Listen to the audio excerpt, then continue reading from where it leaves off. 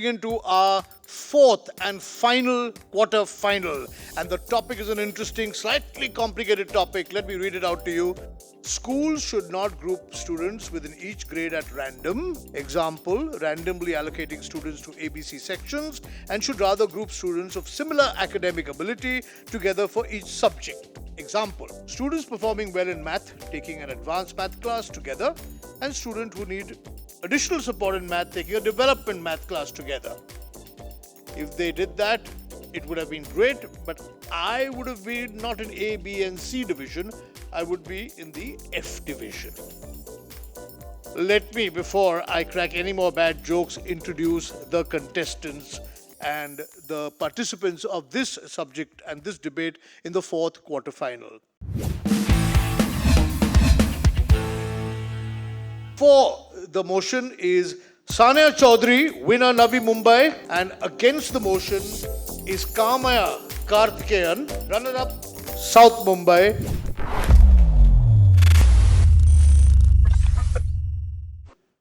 For the motion, Sania Chaudhary, your time starts now. I believe that there is a reason why birds of same feather flock together. Let's reimagine the entire notion of allocating students in sections. If schools start allocating students in different sections according to their academic ability, it will lead to a better environment for both the teachers as well as students. Now, what I mean when I say ability grouping is that it's short term, that means 1 semester or 1 year. It's flexible, that students can easily transfer from one section to other. It's small scale and it's subject specific. Like students in advanced in maths will take advanced maths class, and students needing help in maths will take remedial maths class. Now, what this will do is will create a positive learner-friendly environment rather than the competitive environment which only puts pressure on children. Now, in my speech, 2 arguments. First, on how ability grouping will be beneficial for students as well as children, and second, on psychological effects of ability grouping. In my first argument, 3 things. Smart students, smart students is academically better students are generally not challenged enough in homogeneous or mixed classroom, as they are the one answering questions and they are the one who excel. Whereas when sections are allotted on the basis of academic ability, that is ability grouping, students with better academic achievement will be exposed to higher level or in-depth knowledge, for example, solving higher level science questions or learning in depth about a biological concept. At the same time, the other group will be focused on grasping the basic concept and completing the basis clearly. For example, it is said not every student learns at the same pace. Student will be able to learn at their own pace, ask doubts, and will also be less intimidated by others to show their work. Also, they will grow to a self-development together. Second, teaching a group of like ability students allow teachers to tailor their content according to their interests and understandings. Also, for example, diversify assignments, giving fewer assignments to a specific group so that they can focus on areas needed. Also, an individual receives specialized attention, which might lead to exclusion of the notion of extra tuition classes, because if you get special attention in your school itself, you won't go outside of school to get extra tuition classes. Also, there is a high chance of reduced bullying. Now on to my second argument, what is the psychology behind ability grouping? First, students will be able to make more friends as everyone in their classroom will be on their same page and similar interests. Second, students will high achiever students will be motivated to work hard and put that little extra efforts into their academics. Moreover, there will be no inferiority or superiority complex. There might be a high chance of people participating in extracurricular activities and leading a healthy school life. Thank you. John F. Kennedy's thoughts beautifully bring out what I, on side opposition, believe. Not every child has equal talent, equal ability, or equal motivation, but they should have the equal right to develop their talent, ability, and motivation to make something of themselves. Is that not what policies like the Right to Education Act are working towards? Sure, every child is unique and must blossom into individuals based on their own merit, but definitely not through denial of opportunity to someone else. I strongly object the motion because it is just a modernistic stereotype hidden behind the curtain of advancement. I will now point out why the proposition's model is flawed and will not work in the real world. In the proposition's world, students are grouped and divided based on their intelligence, or if I may say so, what institutions perceive as their intelligence. This perception could be subjective, premature, or a shallow judgment of intelligence in reality, and could also emerge out of confusing a student's learning pace with their learning ability, resulting in students being branded into a particular group for their entire educational life without having an opportunity to improve. It could even be a result of underlying motives. Why do you think schools might not start charging more to shift a student into a better class? Or why wouldn't they position their best teachers with the best students to showcase impressive results of the institution?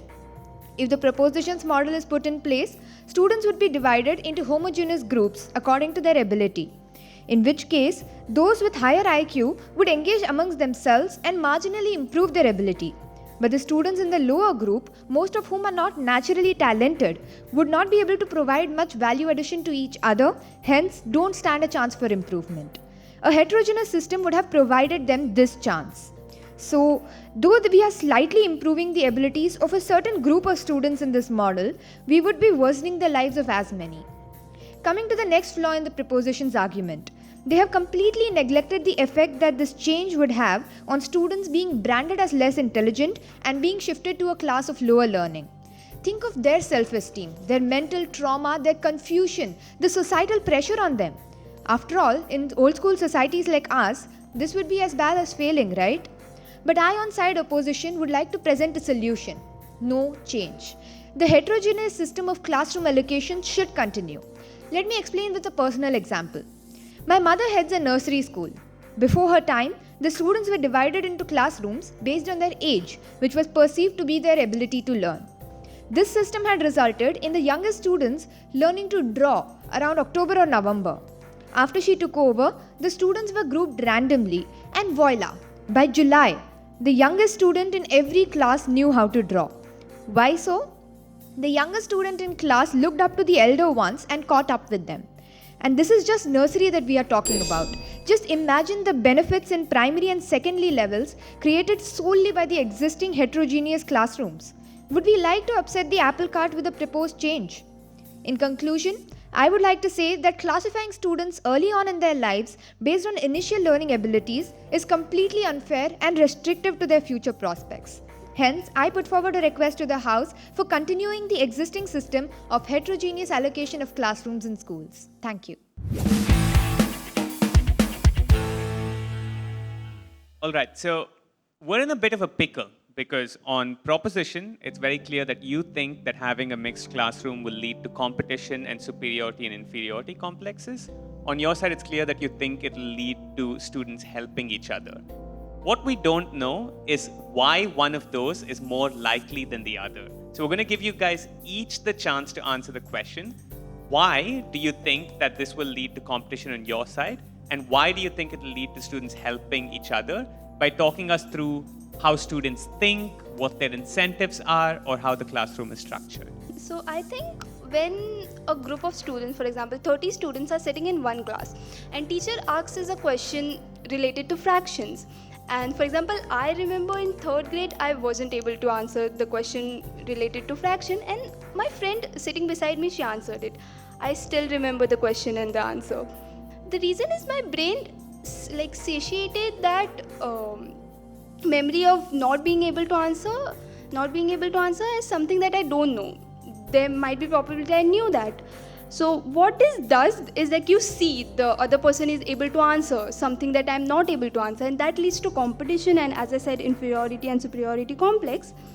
Also, there are times when teachers maybe subconsciously or even consciously directly compare students. they are trying to motivate students that you do better, but they do compare students, and I think that comparison is really toxic. So I think it's better to segregate students on their learning ability, academic ability. Taking the same example that she gave, take a normal class wherein a teacher asks a question and a child who has understood that concept very clearly answers it within a moment. In her case, the student who didn't understand the concept feels that they are not smart enough to understand it. But in my side of the story, I feel that the student would rather think that, okay, this person knows this concept, I am the same age as that person, which means that I have the capability to understand that concept, so I'm going to try and grasp that concept now. So I think that really provides a healthy competition in a normal classroom.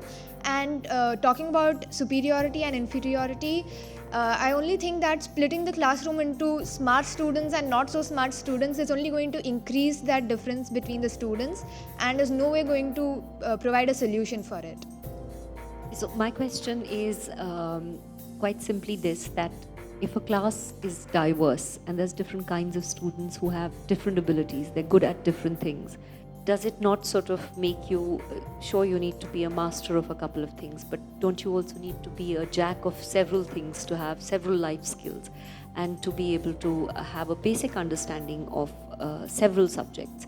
And seeing your peers being good at several things, you also understand how life is, and you also understand in relation to others how you are good, because how would you know you're good at something? And how do schools, so there's two parts to this question.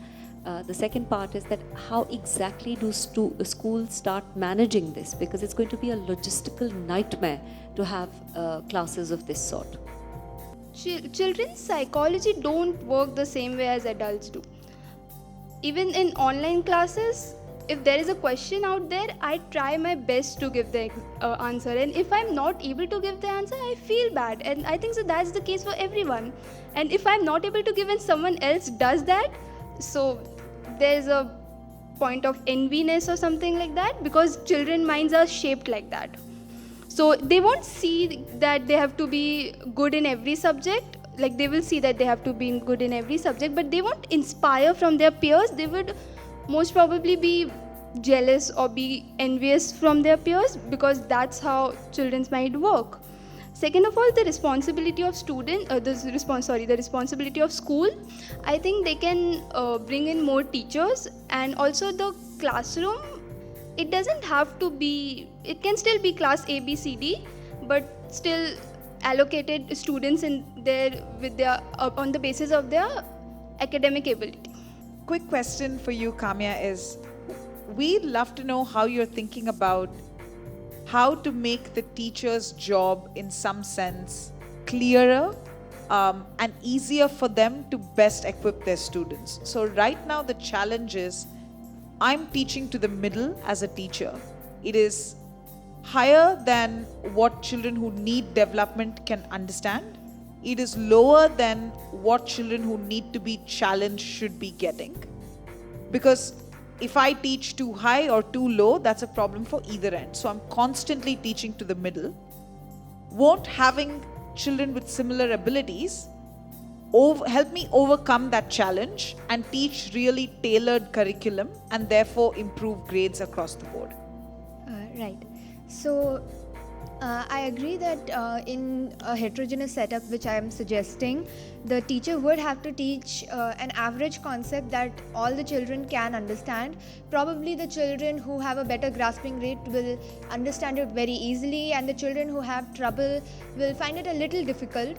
But I think that is the best that we can do, because we can not teach low, because that would be too easy for the children who are smarter. But I think that teachers, it is the duty of the teacher in this case to spot, say, any talent and suggest to that child to get extra coaching in whatever they are interested in, what they are good at, and the school to also help them excel at that.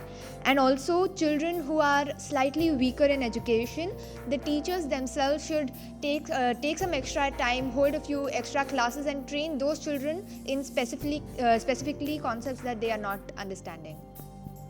So just to confirm, what I'm hearing from you is You don't want them to be in separate classrooms for everything where everyone can see, but you'd rather they get some additional support and attention Yes. otherwise. Okay. Thank you. And really, really impressively answered, both of you. Yeah, I'm also very, very impressed. In fact, it's all gone over my head completely. Basically, I'm against segregation of any kind. At the buffet table, veg food and non-vegetable food should not be segregated. That's all I have to say. Okay, this has been a great debate. I think both you wonderful young ladies have done a great job. And now I think we should give our judges a little time to deliberate and decide on who has argued the best. Oh, that was quick. So it is, most of the topics that have come up for debate today have been, there's literally no winning actually, because these are very complex and require deep thinking. But you guys have been so impressive in your prompt and clear enunciation of your ideas and the way you've put those ideas across, very closely contested. You were wonderful, wonderfully well spoken, but I think this one goes to Kamya. And a big round of applause for Kamya. Congratulations, Kamya.